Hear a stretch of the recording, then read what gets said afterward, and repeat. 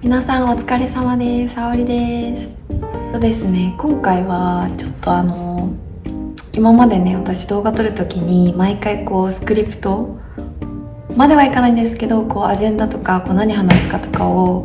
決めてね、動画を、かっちり撮ることが多いんですけど、私自身ポッドキャストとか YouTube に上がってるラジオとかを聞くのがすごく好きで、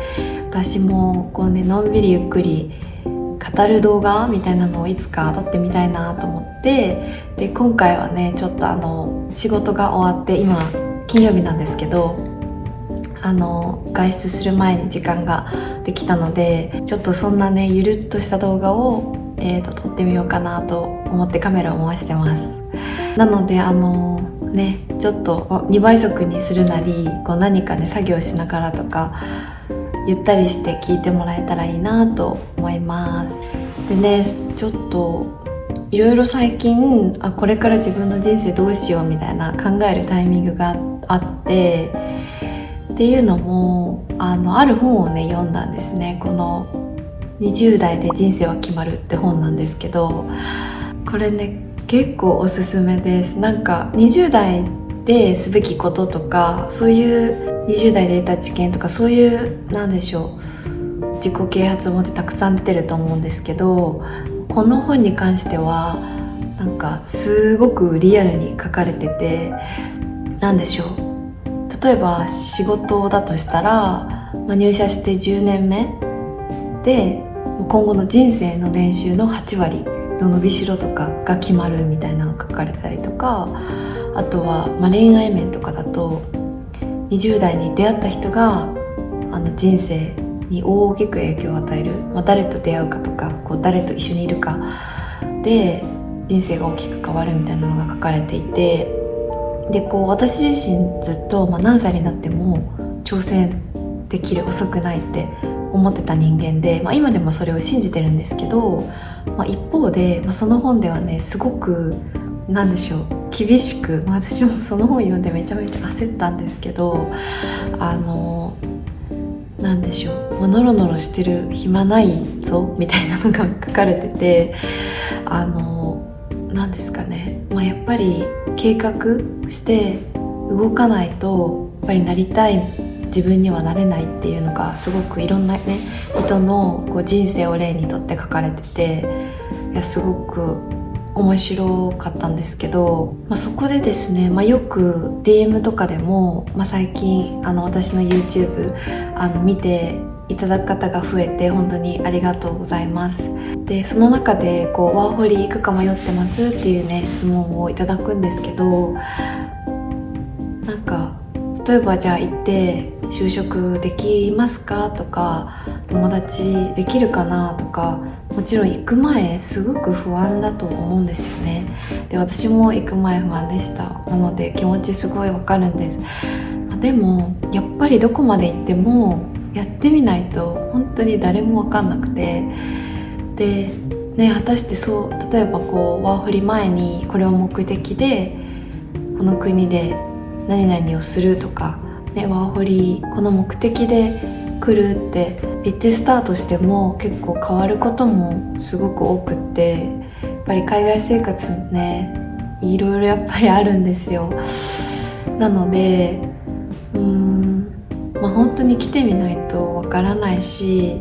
その中で行動していく中でやりたいことが変わるっていうこともたくさんあるので、本当にね、難しいですね。その人の人生だから。でもワーホリ行くか迷ってますって相談してくれる方って多分本心はすごく行きたいんだと思うんですね。じゃなかったらこういうね YouTube とかも見ないし DM もしてこない。だからその気持ちを受け止めてあげて、やっぱり怖いけど挑戦する、その先にやっぱり自分のやりたい未来があるんじゃないかなって思います。私が少しでも、生活の様子とか私の経験とかシェアすることで、少しでもね多くの人が海外に挑戦できたらなっていう理由でこの発信を始めたんですけど、難しいですね。不安ですよね。でも私が言えるのは社会人の方で会社を辞めてまで行くか迷ってますっていうパターンだとしたら、一つ思うのが、会社を辞めるのって思ってるより簡単で、私も新卒で入った会社で結構、大きめの会社で、いわゆる安定してる大手企業っていうのにね分類される企業にいて、なんだろう、日本ってやっぱりいい国じゃないですか。だからこのままここにいて幸せじゃないわけじゃないし、なんなら、今がすごい幸せなんじゃないかとか、自分をね正当化しようとして、その場所からね動くのを怖がってたんですけど、いざもうやめようってやめてみたら、なんでしょう、意外にパッて視野が広がって、なんか平気じゃんってなるんですよ。本当に騙されたと思って。なんか働くところなんていっぱいあるし、よくワーホリ後の就職が不安とか、ワーホリは遊びだから帰ってきたら就職先なんてないよとかっていうねコメントもあると思うんですけど、私はそうは思わなくって、海外生活を、海外に新しい土地に行って一から生活基盤を作り上げるっていうのは、やっぱり日本にずっと住んで、同じ企業にずっと勤めていたら絶対にできない経験だし、それを乗り越えてで成長した自分っていうのは、なんだろう、日本にずっといたら絶対にいられないものだし、見えない景色だし、人生100年って考えたら、たった2年ぐらいね、海外で放浪したり、なんならねニート日本でしてても大丈夫ですよ私もね実は会社を辞めてもうすぐにワーホリに来たわけではなくて、3ヶ月間フィリピン留学に行ったりとか、その期間ね、そのフィリピン留学が終わった後とワーホリ行く前っていうのは日本でね、ニートをしてたわけですよ。ニート、傍から見たらニートですね。ただ一応フリーランスとしての仕事をしていたんですけど、なんでしょうね、世間から見たら、実家にいるしパソコンでずっとなんかやってるから、親もすごく心配してしまって、本当にそれはね申し訳なかったなと思うんですけど、それでもこうして生きていますし、じゃあワーホリに行きました、で日本に帰ってきました、もう本当にお金がないですってなっても、もう日本って最強だから、生活保護とかでね、ちょっとこれは極端な例なんですけど、死ぬことはないんですよ。なので本当にね、いろんな事情とかね、会社も辞められないとかあると思うんですけど、会社は本当にいくらでも代わりはいます。なんか私も思ったんですよ、辞める時に。今このプロジェクトやってて、自分が行ったら誰々さんめっちゃ困っちゃうなとか、私のポジションじゃあ誰がやるんだろうとか。でもなんかそんなこと気にして、もちろんね引き継ぎとかちゃんとやるのは大事なんですけど、なんかそこを気にしてもやっぱり良くない。それをじゃあそれを理由にやりたいこと諦めるのって話になっちゃうし、あとはやっぱり会社は会社なので、いくらでもね代わりはいるんですよ。なので、辞めてみて思うことで、辞める前はね、こうは言えなかったと思うので、あれなんですけど、要はね私が何が言いたいかって、ワーホリとかね海外挑戦もし迷ってる方がいたら、ぜひね一歩踏み出してみて、でそれで違うなって思ってやめるのはいいんですよ。本当にもうなんか0-100ぐらいの差だと私は思ってて、でも本当にやってみないとわからないしね。でちょっとなんだろう、例えば今の生活に不満じゃないかな、なんか満足してなくって、じゃあ海外に行ってみたいって思ってたとしたら、でもそれを、どうしようって迷ってて、じゃあ結局行かないってするのと、じゃあ行ってみようで、やっぱり日本の方が良かったなとか、こういう仕事してみたいなって新しく発見したりとか、もうやってみることでわかるんですよね。いくら人の話を聞いたり、今ねこうして見てくれてるのに言うのはあれなんですけど、いくら人にこれできると思いますかとか聞いても、やっぱり自分がやってみないと本当にできるかできないかはわからない。なのでね、ぜひ一歩踏み出してみてほしいなって思います。あとね、本当に私もオーストラリアに住んでますけど、たくさんねワーホリの方とか、永住されてる方、日本人の方も関わらせてもらっていて、でもニュースで見るような本当にお金がなくて本当にどうしようもないみたいなのって、多分本当に一握りで、そういうね数パーセントの方の実例っていうのを、取り上げて、あたかも全員のね、ワーホリ全員はそういう風にもう困っている、生活できていないみたいな風にね、報道されたかと思うんですけど、本当にそんなことはなくて、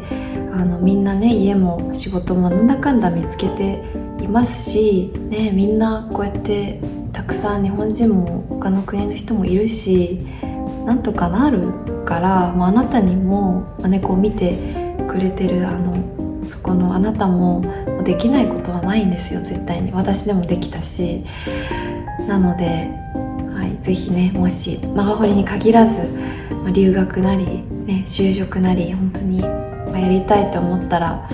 もう今が一番若いので、本当に挑戦することがねできたらいいなって思います。どうしよう、ちょっと喋ったんですけど、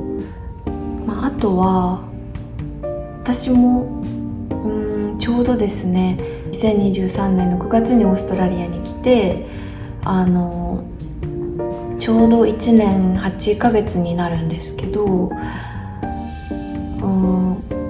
海外に住んでみて思うこととか気づいたこと、あと自分の中での心境の変化みたいなのがやっぱりすごくあって、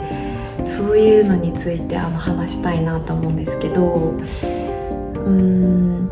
やっぱりね出てみてわかる日本の凄さが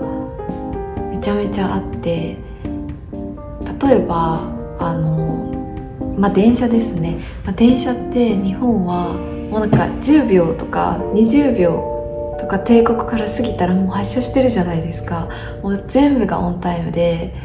遅れることがめったにない。遅れたとしても数分だし、それでもめっちゃ謝ってくれるみたいな。でそういう国ってやっぱり日本だけしかないなって気づいて、こっちですね、オーストラリアの電車とかは、遅れるのも当たり前ですし、1分とか早く出ちゃったりとかするんですよ。でまだ定刻じゃないじゃんみたいな。で次のに乗んなきゃいけなくなっちゃって、でもそれは10分後とかもあるし、あとはちょっと前の話だと電車のね、日本でいう JR みたいな会社が会社の社員さんが給料上げろみたいな感じでストライキを起こして政府と喧嘩してたんですね。で休日とかも平日も電車止めるぞみたいな感じで電車が止まったりとか、日本じゃありえないじゃないですかいやでもちょっと面白いなと思ったんですけど、あとはやっぱり、サービスですね。日本のやっぱりサービスの質っていうのはすごいですね。飲食店でも大学生の時にレストランでバイトしてた時に料理の提供時間みたいなのが決まってて、15分以上遅れたらダメだからちゃんとチェックして、でもし遅れてたらお客さんに一声かけに行ってとか、例えば、ラーメンとか、牛丼とか本当に30秒ぐらい出てくる時あるじゃないですか。そういうのも本当にすごいなって思うし、オーストラリアってなんかもう遅れても誰も何も言わないんですね。なんかもうみんな全然いいよみたいな、めっちゃ緩くて、どっちがね一概にいいとは言えないね。どっちもメリットデメリットがあるから、でもなんかやっぱり日本のそういうねこうきっちりかっちりしたところはやっぱりねすごいなと思いますね。でも私はオーストラリアもすごく大好きで、何が一番好きかっていうとやっぱり天気ですね。はい。ちょっとこれ話が変わるんですけど、これから留学とかワーホリ考えてる方で、天気って結構メンタル面にすごい重要影響を与える、皆さんねご存知かもしれないんですけど、私最初は何でしょう、ヨーロッパ圏に行きたくて、でもビザの関係でオーストラリアに行くことになったんですけど、例えばヨーロッパだとこう日照時間が短いからみんなビタミン剤飲んでるっていう話、結構有名だと思うんですけど、やっぱり海外生活、一人で海外に行って住むってなると、やっぱりそれ寂しいですよね。だしいろいろ大変だし、こうメンタルコントロール結構大事で、その中で、オーストラリアって比較的あったかいし、時差もね日本とない、1時間か2時間ですね。サマータイムの時2時間で時差がないから家族とかとも連絡取りやすいし、晴れてるとなんかもう晴れてるね、こんな空青いのになんか落ち込んでる場合じゃないみたいな、なんでしょう、すごい気持ちが明るくなるから結構初めての留学先とか、あとは長期的に住むっていう観点でも、オーストラリアすごい、結果的にね私オーストラリアに来てよかったなっていうふうに思ってます。あと自然が多いのと、あと人がそんなにねいないので、満員電車とかめったにないですし、のんびりこうゆったりね、東京みたいに他のねニューヨークとかロンドンとかみたいに都会って感じではないんですけど、その分ねこう、お家でゆっくりしたり自然を楽しんだりとかっていうような、ライフスタイルをこう満喫できてるかなっていうふうに思います。あと、オーストラリアの好きなとこだと、さっき日本のサービスの質が高いって話をして、それの、逆でもあるんですけど、やっぱりこういいよいいよみたいな、みんな結構おおらかでそこまで質の高いものを求めていないからその分ね仕事とかでもやっぱり進め方が全然違うなっていうふうに思ってて、私は今グローバルの IT 企業でエンジニアとして働いてるんですけど、ちょっと IT にゆかりがある人だったら理解してくれるかなと思うんですけど、なんでしょう、例えばソフトウェアを開発しましたってなって、それがちゃんと動いてるかっていうのを、テストするんですよね。で、そのテスト項目とかもなんでしょう、結構一人に依存してるというか、私日本でもIT 企業で働いてたんですけど、日本ってもちろんプロジェクトとかお客さんとか、によると思うんですけど、すんごい厳しくてもう一個一個全部フローに乗ってるみたいな、テストとか、コーディングもそうなんですけど、もう絶対に何人かレビューに来て、でその後にお客さんレビューして、でテストも項目まず作って、その項目のレビューもして、でテストして、その結果もレビューしてみたいな。なのでみんなで確認する分、責任は分散されるんですけど、ただなんでしょうね、すごい厳しいですよね。もうすごい工程があるし、その分時間もかかってるんですけど、っていう中で、こっちだともう本当に、テストしたみたいな、しました大丈夫でしたって言ったらOK みたいな、そのドキュメントにじゃあテスト結果まとめて出してとか、そういうのもなくって、なんでしょう、そこは結構ギャップを感じましたね、働いてみて。だからその分なんですかね、本当になんでしょう、仕事をもうある程度時間内に終わらすために、いかに効率的にやるかっていうのを重視していて、例えばいらないミーティングとかだったら、なんかアップデートあるみたいな、至急じゃなかったら今日スキップでいいみたいな感じで、どんどんスキップするし、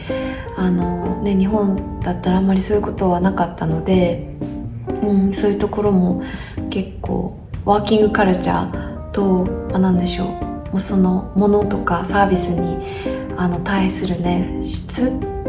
っていうところでも結構ね違いを感じました。これはね一概にどっちがいい悪いっていうのは